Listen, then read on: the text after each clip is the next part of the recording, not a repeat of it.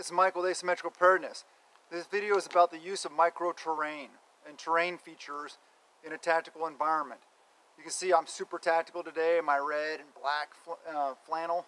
But yeah, so talking about tactical things and use of micro-terrain. What is micro-terrain?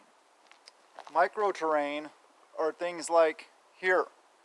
See that little draw through there? And then this little, see over here, this area over here that comes through here, that area there. There's a lot of different micro-terrain features. That's why I picked this area right here. See all these little draws through here in the raised areas and the low areas and stuff like that. Just a sec. So that's what micro-terrain is. It's little ground features that you can use to your advantage in a tactical environment, to stay out of sight of the adversary, the enemy, if you know where they are. If you don't know where they are, well, you can still use micro-terrain, travel via low spots. You always want the low spots. You always want the spots that are the most difficult to get into, the nastiest, disgusting spots, hardest to get into, hardest to get out of kind of stuff. Well, not always, but it's a good thing to approach if you're approaching a position or you want to get somewhere without being noticed. Traveling through the more difficult areas are going to be the areas that most people stay out of. And use of micro-terrain around, like I said, about terrain features like this. You can move through this area while staying behind cover. Sometimes it's just concealment, but a lot of it's also cover. Like the big mounds of dirt I showed you over here, that's cover. So you can move from cover to cover.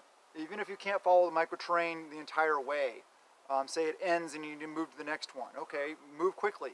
Or you may want to just move slowly, crawling across the ground, depending on the tactical environment. And this is a topic I could talk about for a day or more, a week in a classroom probably. But using terrain features like this, it all depends, like I said, on the tactical situation, whether you're moving quickly, whether you're moving slowly, whether you have to move silent or not. But you can utilize these features, and I want you to be aware of them.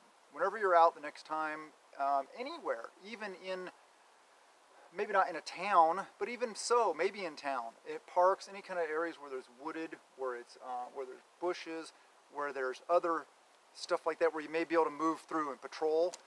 Around your bug out location, definitely you should know all your terrain features around there. And also, like when you utilize a hill, I have a hill up over here. Never ever walk along the ridge of a hill, because that's another thing. Silhouetting is a big deal. Basically, if your background is lighter than your foreground, you're going to be silhouetted. So if you're walking along the top of a ridge line, people are going to be able to see your shape up there. I mean, come on. So what we call the military crest of a hill is down the hill far enough where you are not silhouetted at all. That's where you want to travel. If you have to go over a ridge, try to find a draw to go through, to go around it. Or if you're going over it, if you have to go over the crest, well, just crawl. Crawl slowly up over the crest, making as slow a signature as possible, using micro-terrain. If there's trees or bushes or rocks or something like that, try to crawl, having them cover as much of you as possible through that feature. Same with open ground. Open ground still usually has some kind of terrain features, even if it's just like a little drainage ditch or depression. You may not fit in it completely. I'm not saying that you're going to be invisible, but hey, it's going to help you just a little bit, the little tiny bit, and those little tiny bits are what's going to make you successful. You need basic training, of course. You need to have basic skills and stuff like that for patrolling and squad movements and stuff like that. And that's what I'm talking about. I'm talking about moving in a tactical environment. But use of micro-terrain can be very advantageous to you. So think about it as you drive around, as you're looking around your area of operation, where you live, your bug out location, stuff like that. Be aware of these features.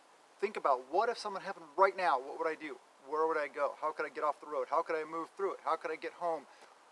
How would I travel home? Do I know how to get to my house from here without using roads? I mean, you could parallel a road in the woods if that's a situation you have. If you're in an urban environment, I don't know, you just gotta do the best you can, I guess. You just have to get home as quick as possible or get out of there as quick as possible.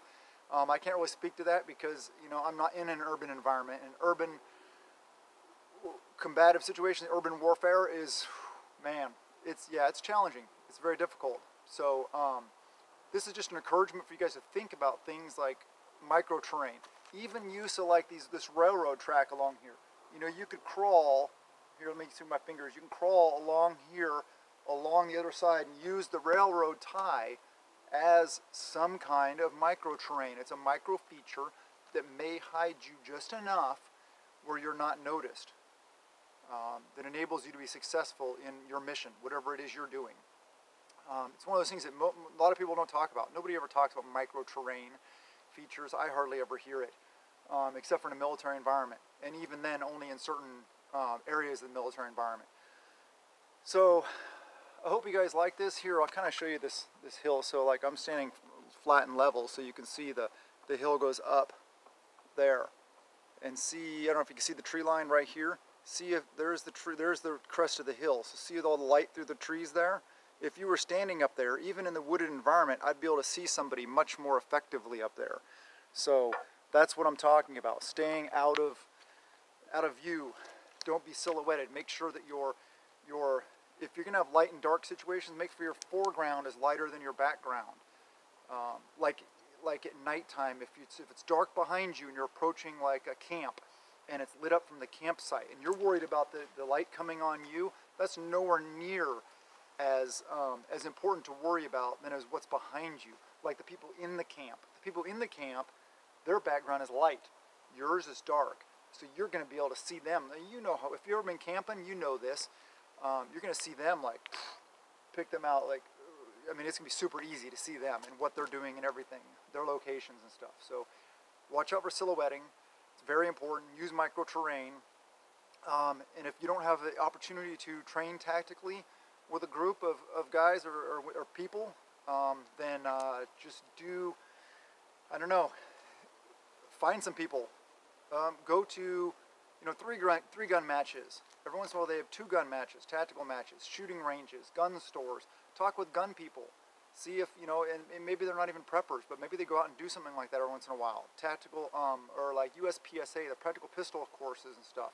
Maybe you can find people to train tactically with, and or use some of those ranges for that. They're more, they have CQB type stuff where you can go through and shoot and move and communicate and stuff. And maybe it's a situation where you can use micro terrain. But this is basically just a heads up. It's an awareness. It's, a lot of you probably have never even heard the term micro terrain, or worried about silhouetting, or realized that it was a big deal. So it is a big deal, and I want you guys to be aware of it. So this is part of me always trying to empower you guys. I love you guys, and I want you to be successful. I want you to thrive, not just survive in an SHTF scenario. So please prep a little every day. Prep out of peace of mind, not out of fear. And all this stuff is fun. I'll tell you what. You could even, somebody brought up on comments of another video. It was my LPOP. It was that one that I just posted up about. It's a Patreon video. Usually I do that kind of video over on Patreon, like this video. Depending on if I have other good quality stuff to go up on Patreon, Patreon gets the best quality stuff. So if I have something that's better than that I feel is better than this, I'll put that up there. But this may end up on Patreon. So maybe I'll be talking about patrons here. Maybe it'll end up on YouTube eventually if it ends up on Patreon first. But I just want to encourage you guys to do the things. And what I was talking about was he was commenting about airsoft and how the LPOP saw some guys in airsoft doing that. And I said, well, airsoft is fine, and I'm not saying they're doing things the wrong way, but be very careful if you're watching airsofter videos looking for tactical information, because airsoft is not real world. First of all, their consequences are not even close to the same. Getting hit with an airsoft pellet is a slightly bit different than getting hit by a live round, a bullet, okay? All they can do is get knocked out of the game. In a real world situation, you can die, okay? Death, maim, serious injury, okay? That's serious. That's why military people in real world, people take it serious in the real world, take it serious. And they don't do things that airsofters do, okay? So, but with that said, airsofters do have some good ideas. Is it valuable training? You can build some bad training things if you're just into airsoft. In a CQB environment, I think airsoft is a little bit better because it's more realistic. But in an environment like I'm in right here, airsoft is not realistic at all, because all these bushes and stuff like that, you see all these bushes everywhere, bushes over here, they're going to stop airsoft rounds or deflect them, whereas a real bullet will just go right through them. So it's not a realistic environment. And what airsofters use for cover may just be concealment in the real world. So be careful what you watch and what they're utilizing and the realism of it. Analyze in your mind when you're watching it. It's okay to watch it, but watch it and say, is that realistic? Think about if those are real rounds, two-way range, rounds going both ways. What would the result be? Would those airsofters be successful with what they're using or not? So take it with a grain of salt. It's still okay to go to those kind of videos and check them out.